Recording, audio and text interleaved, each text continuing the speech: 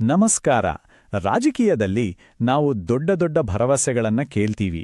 ಆದರೆ ಜನರ ದಿನನಿತ್ಯದ ಬದುಕಿಗೂ ಈ ಭರವಸೆಗಳಿಗೂ ನಡುವೆ ಎಷ್ಟು ಅಂತರ ಇರುತ್ತೆ, ಇದನ್ನೇ ನಾವು ಅರ್ಥ ಮಾಡ್ಕೋಬೇಕಿರೋದು.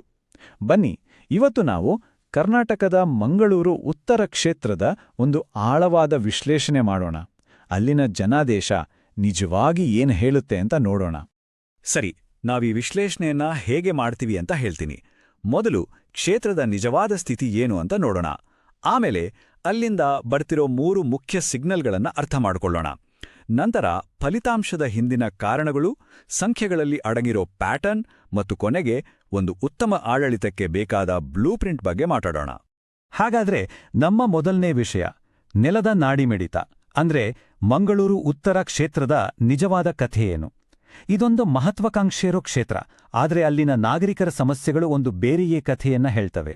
ಮಂಗಳೂರು ಉತ್ತರ ಅಂದ್ರೆ ಕರ್ನಾಟಕದ ಕರಾವಳಿ ಭಾಗದ ಒಂದು ತುಂಬನೇ ಚಟುವಟಿಕೆಯಿಂದ ಕೂಡಿರೋ ಜಾಗ. ಗಮನಿಸಿ, ಸುಮಾರು 79% ಜನ ನಗರ ಪ್ರದೇಶದವರೇ. ಅಂದ್ರೆ ಇದು ಬರೀ ಒಂದು ಕ್ಷೇತ್ರ ಅಲ್ಲ, ಇದೊಂದು ವ್ಯಾಪಾರ, ಸಂಸ್ಕೃತಿ ಮತ್ತು ಮುಖ್ಯವಾಗಿ ಓದಿದ ಯುವಕರ ಕೇಂದ್ರ. ಒಂದು ರೀತಿ ಕರಾವಳಿ ಅನ್ನೋ ಒಂದು ಗಟ್ಟಿಯಾದ ಅಸ್ಮಿತೆ ಇರೋ ಜಾಗ ಇದು.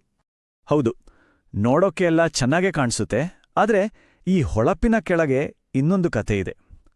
ಈ ಕಥೆ ದೊಡ್ಡ ದೊಡ್ಡ ಭಾಷಣಗಳಲ್ಲಿ ಸಿಗಲ್ಲ, ಬದಲಾಗಿ ಅಲ್ಲಿನ ಜನರ ದಿನನಿತ್ಯದ ಬವಣೆಗಳಲ್ಲಿ ಕಾಣಿಸುತ್ತೆ.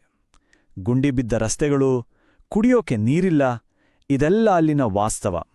ನಮ್ಮ ಡೆವಲಪ್ಮೆಂಟ್ ಗ್ಯಾಪ್ ಇಂಡೆಕ್ಸ್ ನೋಡಿ, ಇದು ಸತ್ಯವನ್ನ ಕನ್ನಡಿಯಂತೆ ತೋರಿಸುತ್ತೆ. ರಸ್ತೆಗಳ ವಿಷಯದಲ್ಲಿ ಸ್ಕೋರ್ 100ಕ್ಕೆ ಬರೀ 30, ಅಂದ್ರೆ ಪರಿಸ್ಥಿತಿ ತುಂಬಾನೇ ಗಂಭೀರವಾಗಿದೆ. ನೀರಿನ ವಿಷಯದಲ್ಲಿ 50, ಅಂದ್ರೆ ಯಾವಾಗ ಬರುತ್ತೆ ಯಾವಾಗ ಹೋಗುತ್ತೆ ಗೊತ್ತಿಲ್ಲ. ಇನ್ನು ಉದ್ಯೋಗ, ಅದಕ್ಕೆ ಸಿಕ್ಕಿರೋದು ಬರೀ 25. ಇದನ್ನ ಬಿಕ್ಕಟ್ಟು ಅಂದೇ ಇನ್ನೇನೋಕ್ ಸಾಧ್ಯ? ಈ ನಂಬರ್ಗಳು ತೋರಿಸ್ತಿರೋದು ಕ್ಷೇತ್ರದ ನಿಜವಾದ ಶಕ್ತಿಗೂ ಇವಾಗಿನ ಪರಿಸ್ಥಿತಿಗೂ ಇರೋ ಅಜಗಜಾಂತರ ವ್ಯತ್ಯಾಸವನ್ನ. ಈ ಉದ್ಯೋಗದ ಸಮಸ್ಯೆ ಎಷ್ಟು ದೊಡ್ಡದೋ ಅಂತ ಅರ್ಥ ಮಾಡ್ಕೋಬೇಕಂದ್ರೆ ಈ ಸಂಖ್ಯೆ ನೋಡಿ, 37%. ಇದು ನಮ್ಮ ದೇಶದಲ್ಲಿ ಡಿಗ್ರಿ, ಡಿಪ್ಲೊಮಾ ಮುಗಿಸಿದ ಯುವಕರ ನಿರುದ್ಯೋಗದ ಪ್ರಮಾಣ. ಈ ರಾಷ್ಟ್ರೀಯ ಸಮಸ್ಯೆ ಮಂಗಳೂರು ಉತ್ತರದ ಜನರ ಹತಾಶೆಯಲ್ಲಿ ನೇರವಾಗಿ ಕಾಣ್ತಿದೆ. ನೋಡಿ, ಸಂವಿಧಾನ ನಮಗೆ ಘನತೆಯಿಂದ ಬದುಕೋ ಹಕ್ಕನ್ನ ಕೊಟ್ಟಿದೆ. ಆ ಘನತೆ ಎಲ್ಲಿಂದ ಬರುತ್ತೆ? ಒಂದೊಳ್ಳೆ ಉದ್ಯೋಗ, ಆರ್ಥಿಕ ಭದ್ರತೆ ಇದ್ರೆ ತಾನೇ. ಹಾಗಾದ್ರೆ ಈ ಎಲ್ಲಾ ಡೇಟಾ, ಈ ಜನರ ಕಷ್ಟ, ಇದೆಲ್ಲ ಅಲ್ಲಿನ ರಾಜಕೀಯದ ಬಗ್ಗೆ ನಮ್ಗೇನ್ ಹೇಳುತ್ತೆ? ಬನ್ನಿ, ರಾಜಕೀಯ ವಾಸ್ತವವನ್ನು ಬಿಚ್ಚಿಡೋ 3 ಮುಖ್ಯ ಸಂಕೇತಗಳನ್ನ ಡಿಕೋಡ್ ಮಾಡೋಣ. 3 ವಿಷಯಗಳು ಇಲ್ಲಿ ತುಂಬಾನೇ ಸ್ಪಷ್ಟವಾಗಿ ಕಾಣಿಸ್ತೇವೆ. ಮೊದಲನೇದು, ಆಡಳಿತ ಪಕ್ಷ ಬಿಜೆಪಿಗೆ ಒಂದು ರಾಜಕೀಯ ಕೋಟೆ ಇದೆ. ಅವರ ವೋಟ್ ಬ್ಯಾಂಕ್ ತುಂಬಾನೇ ಸ್ಟೇಬಲ್ ಆಗಿದೆ. ಎರಡನೇದು, ಇದೊಂದು ವಿಚಿತ್ರ ವಿರೋಧಾಭಾಸ. ರಸ್ತೆ, ನೀರು ಅಂತ ಜನರಿಗೆ ಅಷ್ಟೆಲ್ಲ ಬೇಸರವಿದ್ರೂ ಗೆಲುವು ಮಾತ್ರ ಅವರಿಗೆ ಸಿಕ್ಕಿದೆ. ಮತ್ತು ಮೂರನೇದು, ಜನರಿಗೆ ಈಗ ಕಲ್ಯಾಣ ಯೋಜನೆಗಳು ಸಾಕಾಗಿದೆ ಅನ್ನಿಸ್ತಿದೆ.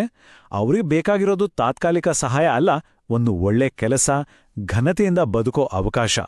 ಈ ನಂಬರ್ಗಳನ್ನೇ ನೋಡಿ. 2018ರ ಎಲೆಕ್ಷನ್ ಆಗಿರ್ಲಿ, 2023ರ ಎಲೆಕ್ಷನ್ ಆಗಿರ್ಲಿ, ಬಿಜೆಪಿಯ ವೋಟ್ ಶೇರ್ 56%, ಹತ್ರನೇ ಇದೆ. ಅಷ್ಟೇ ಅಲ್ಲ, ಅವರ ಗೆಲುವಿನ ಅಂತರ 26,000ದಿಂದ ಸುಮಾರು 33,000ಕ್ಕೆ ಏರಿದೆ. ಇದು ಅವರ ರಾಜಕೀಯ ಕೋಟೆ ಎಷ್ಟು ಭದ್ರವಾಗಿದೆ ಅನ್ನೋದಕ್ಕೆ ಸಾಕ್ಷಿ. ಜನರ ಮನಸ್ಸಲ್ಲಿ ಏನಿದೆ ಅನ್ನೋದಕ್ಕೆ ಈ ಮಾತು ಸಾಕ್ಷಿ. ನಮಗೆ ಬೇಕಿರೋದು ಭಿಕ್ಷೆಯಲ್ಲ, ಸಂಬಳ, ಘನತೆ, ನಮ್ಮ ಕೈಯಾರೆ ನಮ್ಮ ಭವಿಷ್ಯ ಕಟ್ಟಿಕೊಳ್ಳೋ ಅವಕಾಶ. ನೋಡಿ, ಜನರ ಯೋಚನೆಗಳು ಬದಲಾಗ್ತಿವೆ. ಉಚಿತ ಯೋಜನೆಗಳಿಗಿಂತ ಒಂದು ಒಳ್ಳೆ ಕೆಲಸ ಮುಖ್ಯ ಅನ್ನೋ ಭಾವನೆ ಬಲವಾಗ್ತಿದೆ. ಹಾಗಾದ್ರೆ ಪ್ರಶ್ನೆ ಏನು ಅಂದ್ರೆ, ಜನರಿಗೆ ಇಷ್ಟೆಲ್ಲ ಸಮಸ್ಯೆಗಳಿದ್ರೂ ಆಡಳಿತ ಪಕ್ಷ ಯಾಕೆ ಮತ್ತೆ ಮತ್ತೆ ಗೆಲ್ಲುತ್ತೆ? ಇದರಿಂದಿರೋ ಕಾರಣ ಒಬ್ಬ ವ್ಯಕ್ತಿಯಲ್ಲ, ಅದೊಂದು ವ್ಯವಸ್ಥೆ. ಆ ವ್ಯವಸ್ಥೆ ಹೇಗಿದೆ ಅಂತ ನೋಡೋಣ. ಈ ಸಿಸ್ಟಮ್ನ ಭಾಗಗಳು ಯಾವುವು? 1. ತಳಮಟ್ಟದಲ್ಲಿರೋ ಒಂದು ಗಟ್ಟಿಯಾದ ನೆಟ್ವರ್ಕ್. 2. ಬಹುಸಂಖ್ಯಾತ ಸಮುದಾಯದ ಬಲವಾದ ಬೆಂಬಲ. 3. ಆ ಕರಾವಳಿಯನ್ನೋ ಪ್ರಾದೇಶಿಕ ಅಸ್ಮಿತೆ. 4. ಸ್ಮಾರ್ಟ್ ಸಿಟಿ ಹೆಸರಲ್ಲಿ ಬಂದಿರೋ ಸುಮಾರು 96 ಕೋಟಿ ರೂಪಾಯಿ ಫಂಡ್ಸ್. ಮತ್ತು 5. ಡಿಜಿಟಲ್ ಆಗಿರಲಿ, ಫೀಲ್ಡಲ್ಲಿರಲಿ ತುಂಬಾನೇ ಶಿಸ್ತಿನಿಂದ ಕೆಲಸ ಮಾಡೋ ಕಾರ್ಯಕರ್ತರ ಪಡೆ. ಇವೆಲ್ಲ ಸೇರಿ ಒಂದು ದೊಡ್ಡ ಶಕ್ತಿಯಾಗಿ ನಿಂತಿದೆ. ಇದು ಎಂಥ ವ್ಯವಸ್ಥೆ ಅಂದ್ರೆ, ಇದೊಂದು ರಾಜಕೀಯ ಮೆಷಿನ್ ಇದ್ದಾಗೆ. ಎಂಥ ಆಘಾತವನ್ನು ತಡ್ಕೊಳ್ಳೋಕೆ ಇದನ್ನ ಕಟ್ಟಲಾಗಿದೆ.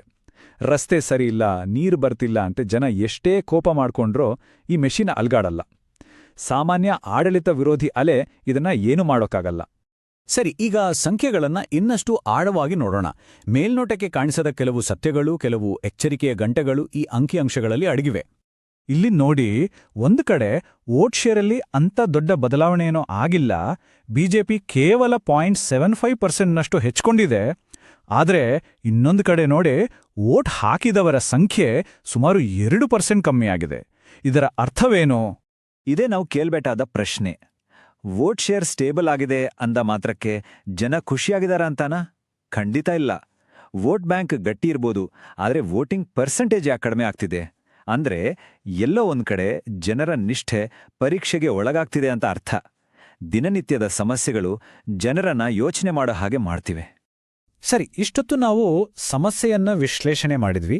ಈಗ ಪರಿಹಾರದ ಕಡೆ ನೋಡೋಣ. ಈ ಡೇಟಾವನ್ನೇ ಬಳಸಿಕೊಂಡು ಜನರ ಅಗತ್ಯಗಳಿಗೆ ತಕ್ಕಂತೆ ಒಂದು ಒಳ್ಳೆ ಆಡಳಿತದ ಬ್ಲೂಪ್ರಿಂಟ್ ಹೇಗಿರಬೇಕು ನೋಡಿ, ಇಲ್ಲಿ 3 ಸ್ಪಷ್ಟವಾದ ಕಾರ್ಯರೂಪಕ್ಕೆ ತರಬಹುದಾದ ಯೋಜನೆಗಳಿವೆ. 1. ಕಾಟಿಪಳ್ಳ ನೀರು ಯೋಜನೆ. 25 ಕೋಟಿ ರೂಪಾಯಿ ಹೂಡಿಕೆ, 18 ತಿಂಗಳಲ್ಲಿ 50,000 ಜನರಿಗೆ ಶುದ್ಧ ನೀರು. 2. ಸ್ಮಾರ್ಟ್ ರಸ್ತೆಗಳ ನವೀಕರಣ. 40 ಕೋಟಿ, 24 ತಿಂಗಳಲ್ಲಿ ಬೆಜೈ ಕದ್ರಿ ರಸ್ತೆ ಕಂಪ್ಲೀಟ್. 3. ಸ್ಕಿಲ್ ಮತ್ತು ಸ್ಟಾರ್ಟ್ಅಪ್ ಹಬ್. 10 ಕೋಟಿ, 12 ತಿಂಗಳಲ್ಲಿ 1000 ಯುವಕರಿಗೆ ಟ್ರೈನಿಂಗ್, 500 ಜನರಿಗೆ ಕೆಲಸ. ಇದು ಸುಮ್ಮನೆ ಭರವಸೆ ಅಲ್ಲ, ಇದು ಸ್ಪಷ್ಟವಾದ ಯೋಜನೆ. ಮತ್ತು ಆ ಉದ್ಯೋಗ ಸೃಷ್ಟಿ ಯೋಜನೆಗೆ ಒಂದು ಪವರ್ಫುಲ್ ಆದ ಟ್ಯಾಗ್ಲೈನ್ ಕೂಡ ಇದೆ. ಅದರ ರಾಷ್ಟ್ರೀಯ ಅನುರಣನವನ್ನು ಸೆರೆಹಿಡಿಯಲು ಹಿಂದಿಯಲ್ಲಿದೆ. ಫ್ಯೂಚರ್ ತಯಾರ್ ಜಾಬ್ ಕೆ ಸಾಥ್, ಅಂದ್ರೆ ಭವಿಷ್ಯಕ್ಕೆ ಸಿದ್ಧ ಒಂದು ಉದ್ಯೋಗದ ಜೊತೆ. ಇದು ಯುವಕರ ಮನಸ್ಸಲ್ಲಿರೋ ಆಸೆಯನ್ನ ಕರೆಕ್ಟಾಗಿ ಹಿಡಿದಿಡುತ್ತೆ. ಆಡಳಿತದಲ್ಲಿ ಎಲ್ಲದಕ್ಕಿಂತ ಮುಖ್ಯವಾದದ್ದು ನಂಬಿಕೆ. ಈ ನಂಬಿಕೆ ಬರೋದು ಭರವಸೆಗಳಿಂದಲ್ಲ, ಪಾರದರ್ಶಕತೆಯಿಂದ, ಜವಾಬ್ದಾರಿಯಿಂದ. ಉದಾಹರಣೆಗೆ, ಸರ್ಕಾರದ ಯೋಜನೆಗಳು ಸರಿಯಾಗಿ ಜನರಿಗೆ ತಲುಪ್ತಿದೆಯಾ ಇಲ್ವಾ ಅಂತ ಪ್ರತಿ ವರ್ಷ ಪಬ್ಲಿಕ್ ಆಡಿಟ್ ಮಾಡೋದು. ಕನಿಷ್ಠ 90% ಜನರಿಗೆ ಯೋಜನೆ ತಲುಪಬೇಕು ಅನ್ನೋ ಗುರಿ ಇಟ್ಕೊಳ್ಳೋದು. ನೋಡಿ, ಜನರ ವೈಯಕ್ತಿಕ ಮಾಹಿತಿಯನ್ನ ಬಳಸುವಾಗ ಅವರ ಒಪ್ಪಿಗೆಯನ್ನ ಪಡೆಯೋದು, ಗೋಪ್ಯತೆಯನ್ನ ಕಾಪಾಡೋದು ಕೂಡ ಅಷ್ಟೇ ಮುಖ್ಯ. ಇದೇ ಒಂದು ಜವಾಬ್ದಾರಿಯುತ ಆಡಳಿತದ ಲಕ್ಷಣ. ಸರಿ, ನಮ್ಮ ವಿಶ್ಲೇಷಣೆಯ ಕೊನೆ ಭಾಗಕ್ಕೆ ಬಂದಿದ್ದೇವೆ. ಈಗಿನ ಪರಿಸ್ಥಿತಿ ಏನಂದ್ರೆ, ಇದೊಂದು ಅಸ್ಥಿರವಾದ ಸಮತೋಲನ. ಒಂದು ಕಡೆ ರಾಜಕೀಯ ಶಕ್ತಿ ಇದೆ, ಇನ್ನೊಂದು ಕಡೆ ಜನರ ಸಂಕಟ ಇದೆ. ಹೌದು, 18%ರಷ್ಟು ದೊಡ್ಡ ಗೆಲುವಿನ ಅಂತರ ಇರೋದು ಒಂದು ಸೇಫ್ಟಿ ಕುಷನ್ ಇದ್ದಾಗೆ. ಆದರೆ ನೆನಪಿಡಿ, ಇದು ವಾಸ್ತವದಿಂದ ಪಾರಾಗೋಕೆ ಒಂದು ಪರ್ಮನೆಂಟ್ ಶೀಲ್ಡ್ ಅಲ್ಲ. ಜನರ ನಿಷ್ಠೆ ಗಟ್ಟಿಯಾಗಿರ್ಬೋದು, ಆದರೆ ಅದಕ್ಕೂ ಒಂದು ಮಿತಿ ಇದೆ. ರಸ್ತೆ, ನೀರು, ಉದ್ಯೋಗದಂಥ ಮೂಲಭೂತ ಸಮಸ್ಯೆಗಳನ್ನ ಈಗಲೇ ಸರಿಪಡಿಸದಿದ್ರೆ ಈ ರಾಜಕೀಯ ಶಕ್ತಿ ಯಾವಾಗ ಬೇಕಾದ್ರೂ ಕುಸಿಬೋದು. ಹಾಗಾದ್ರೆ ಕೊನೆಗೆ ನಾವು ಕೇಳ್ಕೊಳ್ಬೇಕಾದ ಪ್ರಶ್ನೆ, ರಾಜಕೀಯದ ನಿಜವಾದ ಉದ್ದೇಶವಾದ್ರೂ ಏನು? ಉತ್ತರ ತುಂಬ ಸರಳ. ಒಂದು ಕ್ಷೇತ್ರವನ್ನ ಹೀಗೆ ಕಟ್ಟಬೇಕು, ಅಲ್ಲಿ ಓದಿದ ಹುಡುಗನಿಗೆ ಒಂದು ಭವಿಷ್ಯ ಇರಬೇಕು, ಒಂದು ಕುಟುಂಬಕ್ಕೆ ನೆಮ್ಮದಿಯಾಗಿ ನೀರು ಸಿಗಬೇಕು, ಮತ್ತು ಅಲ್ಲಿನ ರಸ್ತೆಗಳು ಬರೀ ಓಡಾಡಕ್ಕಲ್ಲ, ಜನರನ್ನ ಅಭಿವೃದ್ಧಿ ಕಡೆಗೆ ಕರ್ಕೊಂಡೋಗ್ಬೇಕು. ನೀವು ಜನಕೇಂದ್ರಿತ ನಾಯಕರಾಗಲು ಮತ್ತು ನಿಮ್ಮ ಕ್ಷೇತ್ರವನ್ನು ಉನ್ನತೀಕರಿಸಲು ಬಯಸಿದರೆ blueprintstrategies.ai ಅನ್ನು mgr@blueprintstrategies.ai ನಲ್ಲಿ ಸಂಪರ್ಕಿಸಿ ಅಥವಾ 08042044162ಗೆ ಕರೆ ಮಾಡಿ. ರಾಜಕೀಯವನ್ನು ಮೀರಿದ ಉದ್ದೇಶ.